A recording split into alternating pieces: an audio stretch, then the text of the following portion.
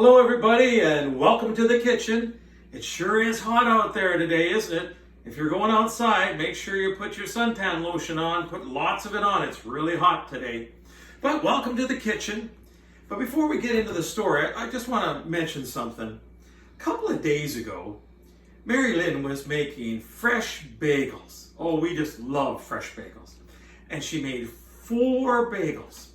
They were all set out on a nice tray, on a nice pan, ready for the oven.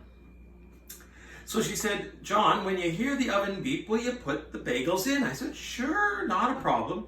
Because I'm just in the other room, in the dining room, where that's where my office is. And so I was sitting there and the oven beeped. I came in and guess what? There was only 1 bagel left and 2 dogs sitting here on the floor. And I looked at him and I said, which one of you guys ate the bagel? And Jigs sort of looked over at Dixie and said, it wasn't me. Was it you? And I looked over at Dixie and said, Dixie, did you go and eat that bagel? And she looked over at Jigs and said, it wasn't my fault. Well, I couldn't blame both of them. But there was 3 gone and there was only 1 left over. So it wasn't all the best kind of bagels we had because there was only 1 to bake. But anyway, they both said it wasn't my fault. Which brings me to my story today. The story is called It Wasn't My Fault by Helen Lester. And it's illustrated by Lynn Munzinger. And we give thanks to Scholastic for letting us read it on the internet.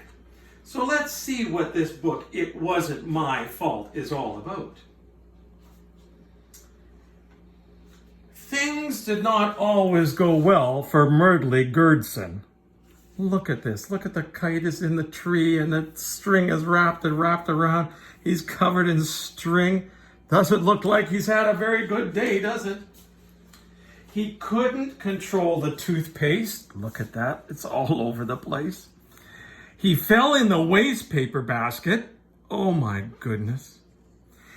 And he dropped only valuable vases. Whatever happened, it wasn't usually his fault. See, there's the expensive one, and there's the not so expensive one.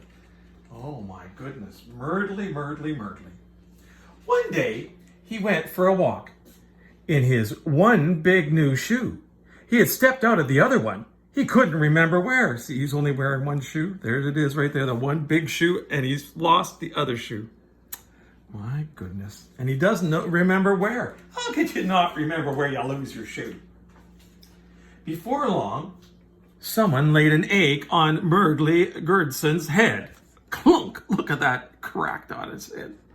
He looked at a nearby bird. Did you lay an egg on my head? He asked.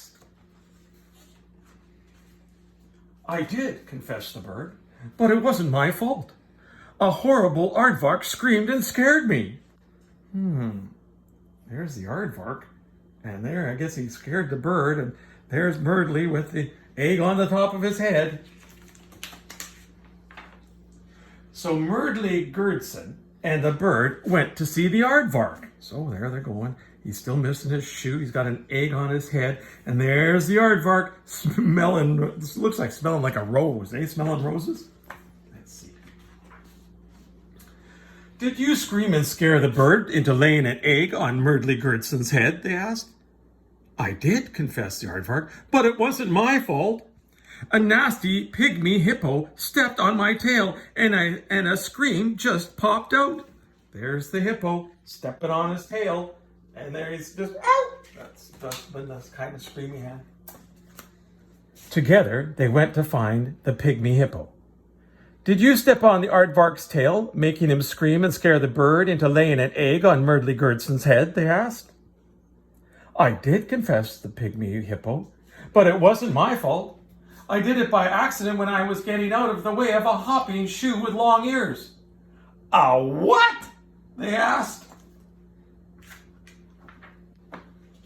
Just then, along came a hopping shoe with long ears. Look at it. Plump, plump, plump, plump, plump, plump. Look at that. They're all looking up at it. That would be a pretty funny sight, wouldn't it? a hopping shoe with long ears. With a pull and a tug, they soon found that the ears were attached to a rabbit. "It wasn't my fault," exclaimed the rabbit. I was hopping along when I landed in that shoe and became stuck." The shoe looked very much like the new big shoe that Merdley had stepped out of some time ago. In fact, it was. There, now he's got both his shoes. You see they match? You see how they're matching? Oh my goodness. Merdley thought, "The rabbit became stuck in my shoe and frightened the pygmy hippo, who stepped on the aardvark's tail, and the aardvark screamed and scared the bird into laying an egg on my head." Look at, there it is there. So the rabbit's hopping along, hop, hop, hop, lands in the shoe, then flies up in the air, and the pygmy sees it, steps on the aardvark tail, the aardvark screams, the birds get scared, and the egg lands on Merdley Gerdson's head. Oh my, my, my, my. "Then I suppose it's my fault," Merdley Gerdson said very sadly. 2 tears splashed on his new big shoes. "There, there," said the pygmy hippo, the rabbit, the bird, the aardvark. "Don't cry. It wasn't my fault," said the bird. "It was my fault," said the aardvark. "It was my fault," said the pygmy hippo. "I think it was the shoe," said the rabbit. "Let's go back to your house and do something about that egg." So there they're going to go to the house. They all went into the kitchen. The aardvark turned Merdley Gerdson's upside down, and the egg plopped into the pan. The rabbit ground the pepper. The pygmy hippo added a pinch of salt. The bird ran around and around in the pan, doing a fine job of scrambling it. Look at it there, the upside down, the egg lands. He's scrambling the egg, and there's the salt with the pygmy, and the rabbit's got the pepper. Merdley Gerdson enjoyed every bite of his scrambled egg. Look at there, he's eating it all, and they're all watching him eat. Merdley thanked his friends. He went to the door to let them out, and clunk! It wasn't his fault. Oh, he opened the closet door and everything fell on him. It wasn't his fault. Well, there's an interesting story, eh? It wasn't my fault. So I hope you have a great day. And remember what Dr. Tam said, 6 feet apart or 2 meters, and have a great day today. Bye from the kitchen.